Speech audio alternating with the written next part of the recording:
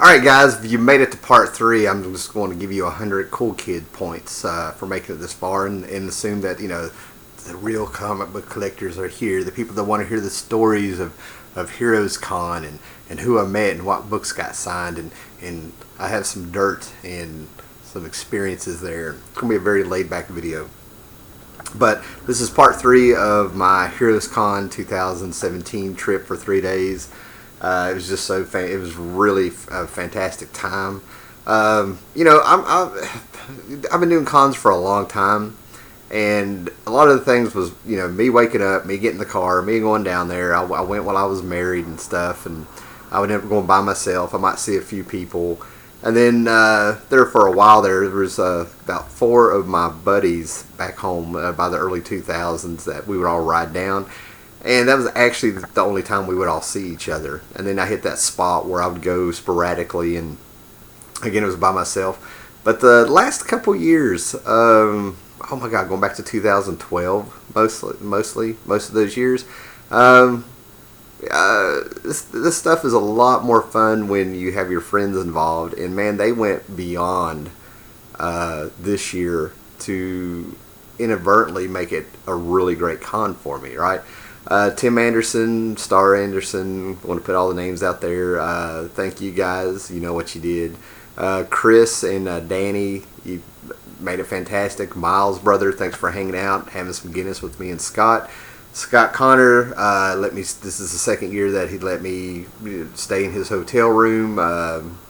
He let me drive back in his car so I could pick up my car at Tim's and stuff. This makes no sense to some of you guys, but the people who are watching this over there, they know. And it just shows, man, when you just kind of like lay back and have a good time and accept that your friends are having a good time too with you and stuff, it makes it so much better. So the first thing I want to show is Scott Connor, who bought me something because he knows me. Just floored me with this when we got back to the hotel room on Saturday night. He got me a Wizard shirt. So again, I just stared at this thing, would look at it, and it just blew me away, even after all the stuff I've shown in the previous 2 videos. Okay. Oh yeah, and by the way, go ahead and thumbs this video up so all 3 of these videos will get shared. I think I have some good stuff to say and everything. So this shirt just blows me away. Oh my gosh. I mean, look at that. What am I doing? I'm still tired from the convention. So that was just amazing, man. And thanks, Tim Anderson, for the bags and boards you gave me, and for taking all the stuff that I had by Friday and keeping it for me. Thank you. And all that stuff. I mean, it really helped out a whole lot, man. It just made it so fantastic. And, my friends were there, for me, and I tried to be there for them, so it was awesome.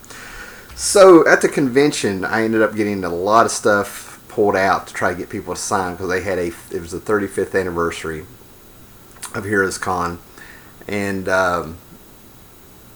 they had people there like Alan Davis and Jim Shooter, people that I don't know if they've ever been there before. I don't think they have, and I never thought I'd get to see them. The guest list was amazing, so I pulled out everything because I knew a lot of these guys were going to have lines and stuff, and it was a crapshoot. And I can honestly say that when it comes to this convention, it broke even. For the creators who I consider were jerks, there was just as many, if not more, who were very cool. So I don't know if I'll really blast anybody in this and stuff, but I'm one of those people, I very rarely get starstruck. I try to be respectful, and there's people I know that when I walk up to, I've had experiences with them where I know what's coming. It's just their personality. So yeah, there's like no animosity or anything like that, but I'm one of those people that if I show you respect, I kind of expect it to be like returned a little bit. Not an entitled thing, just kind of a cool thing, you've decided to come to a convention, so you ought to know what you're going to expect. One of the first person that popped in my head when I saw he was there, and it really made me make up my mind that I was going this year, was, and I've been getting his name wrong lately. It just cracks me up. I've been mixing him up with Philip Jose Farmer. I've been combining their names. My favorite author.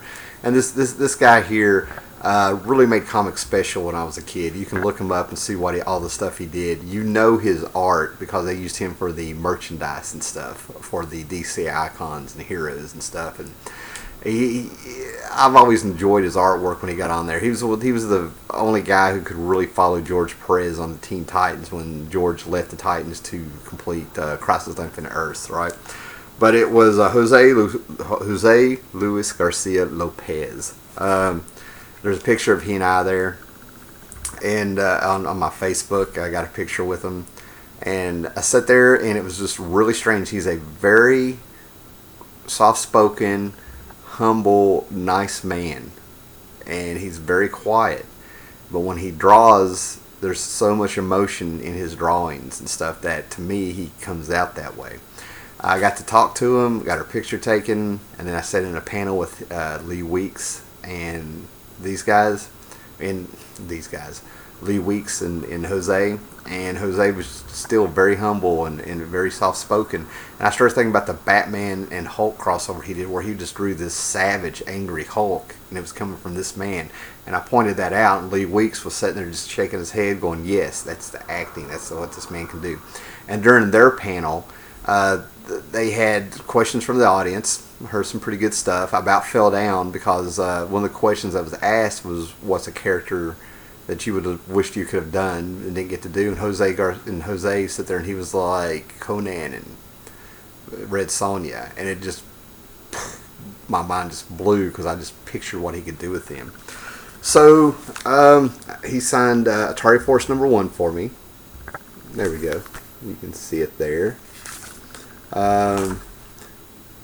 Yeah, I was going to get this also signed by Ron Mars, but I never even saw him. And like some of these lines were so long, I did not go there to stand in line. So, you know, I only stood in like maybe 1 or 2 lines. Doctor Strange Fate, which is fantastic. That's the book that Ron Mars choked on because when he found out that Jose was going to be the one drawing it, he really like was starting to flip out. Said, I got to get this done. Going way back to 1977 here, he signed Hercules Unbound for me with Wally Wood inking his work, which was fantastic.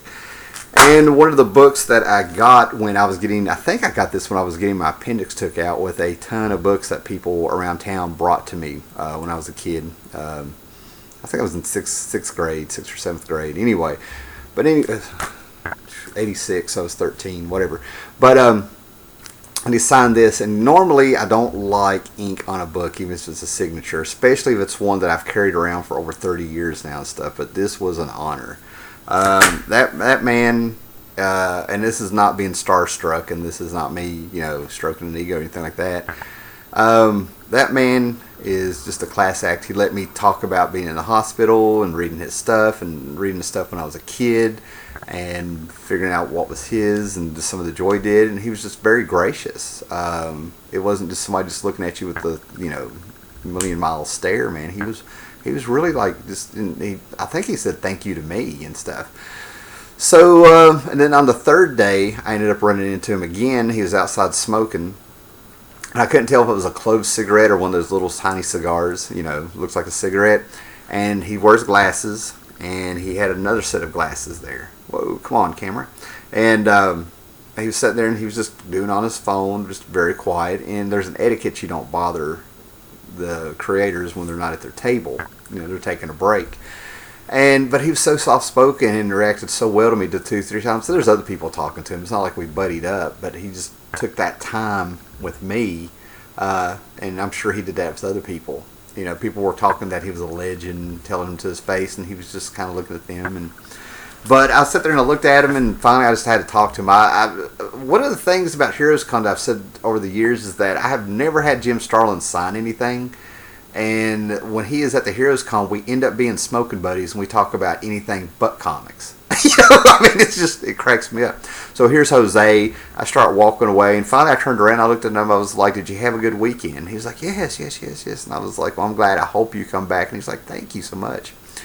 After the con was over with on Sunday, my buddy Scott's phone had died, and he had the car and everything like that, and I couldn't get a hold of him. I ended up going around looking for him around the convention, and between the hotel and the convention and the restaurants and stuff, right? And I ended up waiting out front for him as everybody was leaving. You know, we're about 20 minutes after the con, and it got really weird because all these creators were finally walking out. Some of them had assistants. And all of a sudden I looked over and there goes Jim Steranko. Jim Steranko walking by in his suit, his turtleneck. He's got the pompadour wig, which I think is what it is. I don't know. It's a hell of a comb over, but the guy, it's all this cool. And he has his assistant. But that freaking dude has a presence that when he walks by, you think it's the Rat Pack from the 1960s, and this guy could still fuck you up. I mean, it was pretty cool. So I walked around, I saw some other people, and I'll talk about some of them in a minute here, but I went around to where the parking garage was, and it just amazed me the difference with some of these creators, because there's Jim Steranko walking out like a freaking, Rat Pack rock star.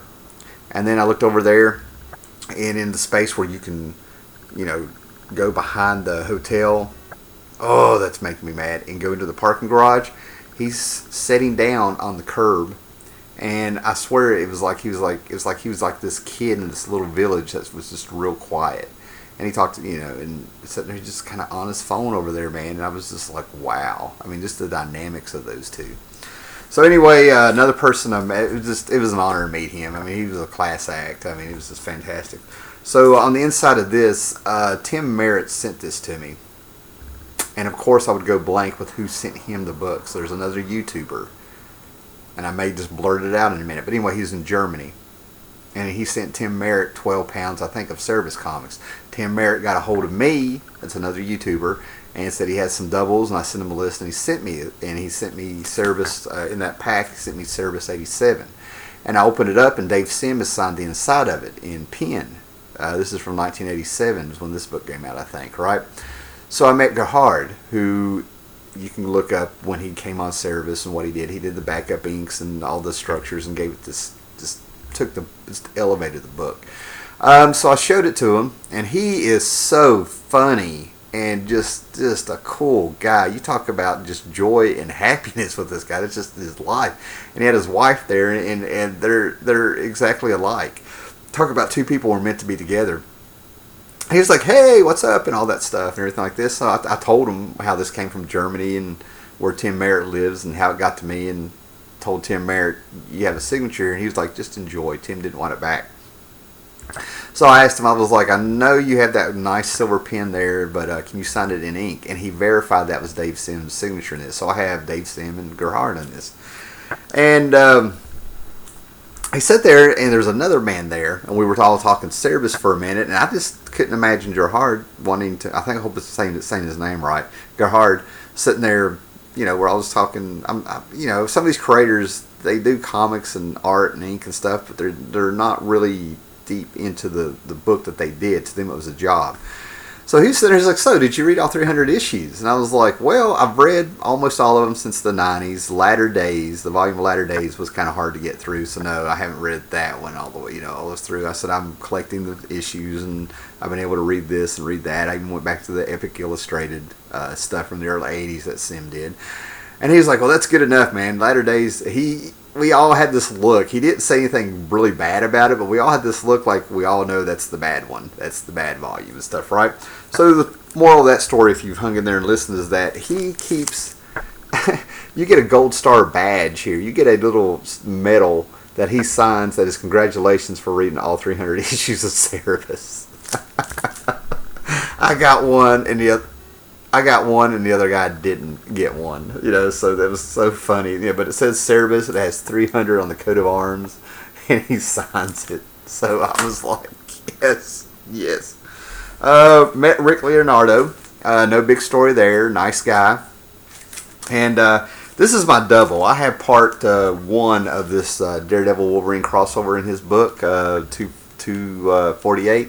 But I got there and I could not let him sign it because it's a book I've carried since it came out, and I don't like the ink on it.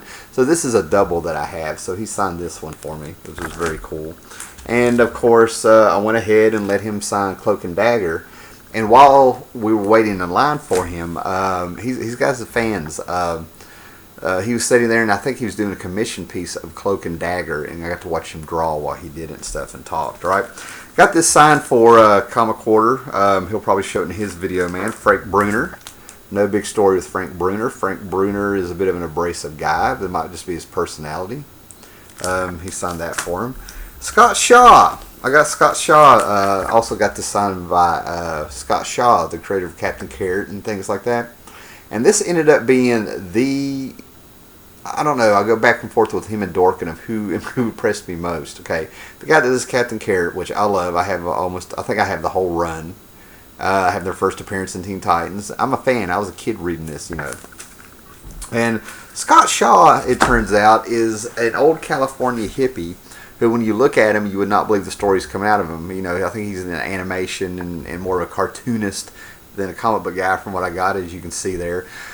But he's the kind of guy that is a little bit long in the tooth there, and he's the one that will start talking at a very slow pace, and you're to listen to him, and he kind of holds your book hostage because he knows you wanted to sign him. He's messing with you. He's messing with you. I know these. I love old school guys because I understand them. I don't know how they learn these tricks, but he knows. So the books, he was eyeballing the books, and as he told the stories, he kind of got the books.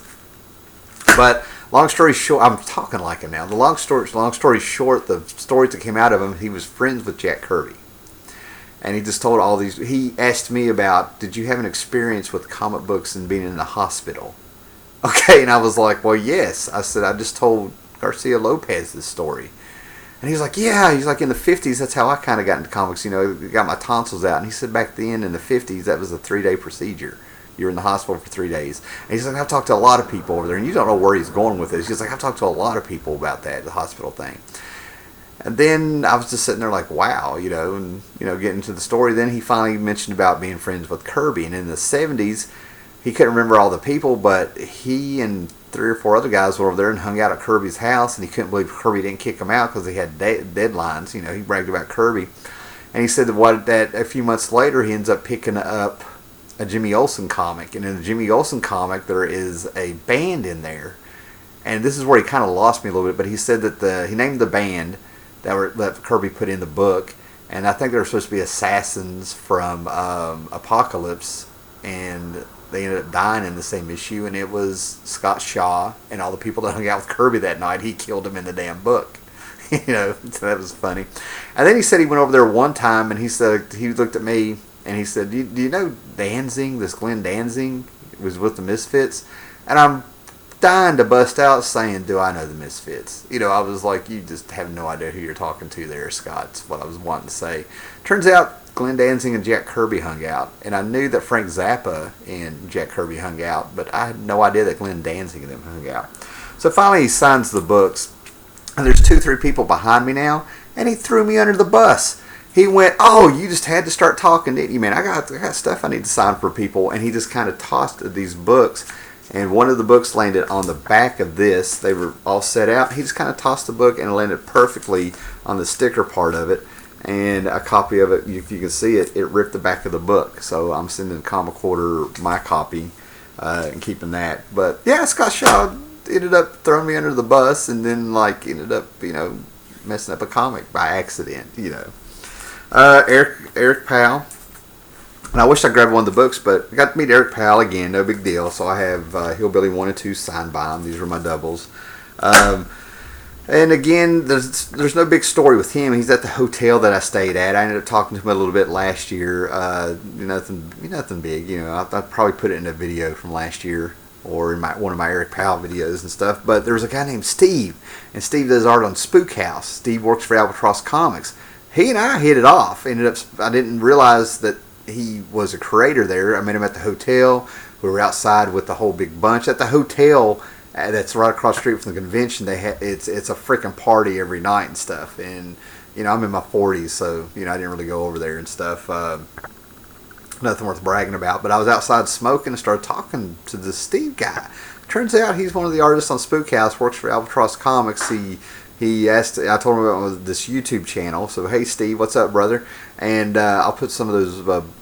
I'll talk about the Spook House books and the Hillbilly books in another video later, and talk about Steve a little bit. But he's a cool guy to meet. He got me on Instagram and stuff, and showed him my YouTube channel. He asked about it. He said he listens to these YouTube channels and stuff while he's doing art and stuff like that. Saw him while I was waiting for Scott. If you paid attention to the beginning of it when I was looking for him, he gave me a cigarette, sat there and joked around with me, was talking about like, yeah, I used to hitchhike. I mean, I got to be at work tomorrow. Maybe hitchhiking to Virginia and stuff. And just a cool, laid back guy who just came off to me like he is really happy to be working in comics and stuff. Man, great guy. Jay Lee. Jay Lee, if you've made it this far. I got him to sign by Vampire Hunter D. That is Jay Lee's signature, man. It is a freaking scribble that he puts on, just in the middle of the book. He did this one on top, which I find interesting. And I was going to get him to sign all 6 issues of Ozymandias, but what he did was the first 3 signatures was free, then it's $5 after that. I don't know if it goes to Heroes Initiative or not. When Jose Farmer signed my books, he wasn't charging, but he asked for a donation. I popped in $5 gladly and stuff. But anyway, Jay Lee was interesting. I don't know if I want to tell this story or not. I told Comic Quarter. But yeah, anyway, I thought Jay Lee was a little bit abrasive to the person. I was second person in line on, I think, Sunday morning or Saturday. I don't remember which one it was. And he takes his time. He's talking to everybody. He could give a crap if there's a line there, and he's just talking about nothing with somebody. Whatever, whatever. He's the he's there as the guest. So everything. So everybody's being patient. No big deal. And he comes over, and I thought he was disrespectful to the person in front of me, so I knew what I was in for. So he comes up there, and like I said, maybe I caught him in a moment. Maybe whatever. So I get up there and I slow things down a little bit. He signs the 3 books, and I was like, your new style, this new style that you had. And where he went from drawing like Simon Bisley to drawing like this, this style. So I was asking him, I was like, do you have a term for what the style that you're working in now and stuff like that? And I could tell he's kind of wanting to brush me off. And he's like, well, I like Norman Rockwell, and all that stuff. I said, okay. So now I went into Hallermouse mode. I said, well, when I look at your stuff, I see Buster Crabbe. I see some Frazetta. I said, I see Alex Raymond in there. I see like your stuff looks like it's stepping out of a 30s silent movie or a 1930s movie, with bob cuts and stuff like that. And his eyes just lit up, and he went, yeah, Alex Raymond and all that stuff. So I just walked off in the middle of his sentence. I got him going, got him talking to me, and I was like, yeah, whatever, and went on. So was I a jerk, or was I the fist of karma because karma has no fist? I don't know. No biggie. I love his work. The camera and stuff. John Tottleben. John Tottleben. He's a guy that worked on with Alan Moore's Swamp Thing. I didn't have him sign any actual issues. I just took these trades that I've had forever, and he signed them. He was there with his wife, and that dude it's 70s. That is, he's a 70s hippie or maybe an early 80s rocker is what he kind of reminded me of and stuff. And I came to find out that he has his visions going, and his wife was the one doing most of the talking. Again, he's another really quiet guy that I think he's a little bit shy. Nothing devastating and stuff. This is just my impression of him. I could be totally wrong and stuff, but it was really cool to talk to him and just for a little bit. We didn't say anything outstanding, nothing really major or anything like that. But you can tell his wife was the one that was trying to make people comfortable because I think he was just shy. I think it was kind of. He kind of came off to me like he thinks it's kind of weird he has fans. Asked him about the Joe Kubert school. He said he won a year. He didn't finish or something like that. Got him to sign the Miracle Man trade. So, yeah, I mean, just, not a lot of interaction there, but it's kind of cool. And now the Piece de Resistance, the one that I've saved for last. And if you have made it this far, I think this is worth it. Evan Dorkin. Evan Dorkin did he does Beast of Burden. He did Milk and Cheese. He wrote something very nice in here because we had quite a talk, and I always enjoy talking to him, even though I'm sure he doesn't remember me from year to year. So he signed that to me, to Tim, and all that stuff. So, thank you very much. And he's got another book that he's doing called Call of Cthulhu. But this was very interesting talking to him. We were talking to him, and the person in front of me had his world's funniest graphic novel that he did early 2000s or something. And you need to get the book because it's Batmite and Mr. Mixias Pitalik going through all the else worlds, fighting. They're going from dimension to dimension, parallel world to parallel world. And it pulls in all kinds of stuff like Kingdom Come, and it has work in it by Alex Ross, and then there's a few pages of some Frank Miller art where they go into the Dark Knight universe and so on and so on. And he took them from the Golden Age, Silver Age, to the Modern Age while doing this, while they're fighting and messing things up. It's a hilarious book. And it has tons of people. So he was talking about people that he wanted on the book, and how there's people who Evan Dorkin wanted to help out, do certain pages in the book, and like Dick Sprang and stuff like that, to do some Batman pages for the Silver Age or whatever. And he's talked about how some of the editors were like, oh, they love the script, but they just don't have time to do it. And he come to find out that they just said no, they never read the script. So it was some funny stories. But a couple years ago at the Heroes Con, I walked up and had him sign the book. I Have Witnesses. And he was like, oh my gosh, I haven't seen one of these in forever. This was so much fun to do. Well, since then, he has been taking that book, his World's Funniest, and taking it around. He's gotten all these people like Scott Shaw and all these people to sign it and stuff on their pages that they did. It's like a little, he's just filling up the book. And he told me if I had mine, I could go around and have these people sign it too. And then I said, did you get Alex Ross to sign it? And he went, no, fuck him. And I was just like, oh my. He's like, I don't like him, he don't like me, and we're right at fuck each other, and we're good with that. And so now I'm intrigued, and I went, well, I don't want to stir the pot, but what happened? You know, and I'm sitting here thinking, okay, Tim, you're crossing the line. And he sat there and he just kind of looked at me, and he was like, well, I did an interview where I said I thought it was ridiculous he said, and I'm talking like he did. I'm breaking it up like he did. He goes, oh, and by the way, you can get online and, you can see the whole interview, where he talks about me and stuff. It's online. I've never heard of this. I haven't. And Evan Dorkin is very New York ADHD. He's cool, man. But anyway, so he's sitting there. He was like, he said, I said I didn't think it was right for Alex Ross to charge for signatures, considering how well he's done and how successful he is. He doesn't need it. So he said in the interview that Alex Ross did, where he got asked about Evan's comments, he said, Evan's got a point, and I think he's right, but fuck him. So these two guys absolutely hate each other.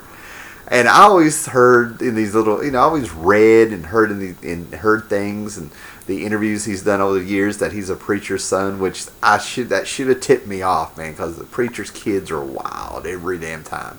But anyway, he comes off like, he knows his Bible and religious and talks, if you read Kingdom Come, he knows enough to where he supposedly, put some things in there symbolically that kind of followed the book of Revelations and stuff. So to find out that this guy, is like, dropping F-bombs, and I'm going to quit. This camera's messing up. He's dropping F-bombs and doing all this stuff that, it just blew me away. And I'm just sitting here thinking, this is hilarious. Evan Dorkin, Milk and Cheese, Beast of Burden, World's Funniest. The guy who does, the funny stuff, and the horror stuff that's in Beast of Burden's fantastic. Don't get me wrong. And Scott Shaw.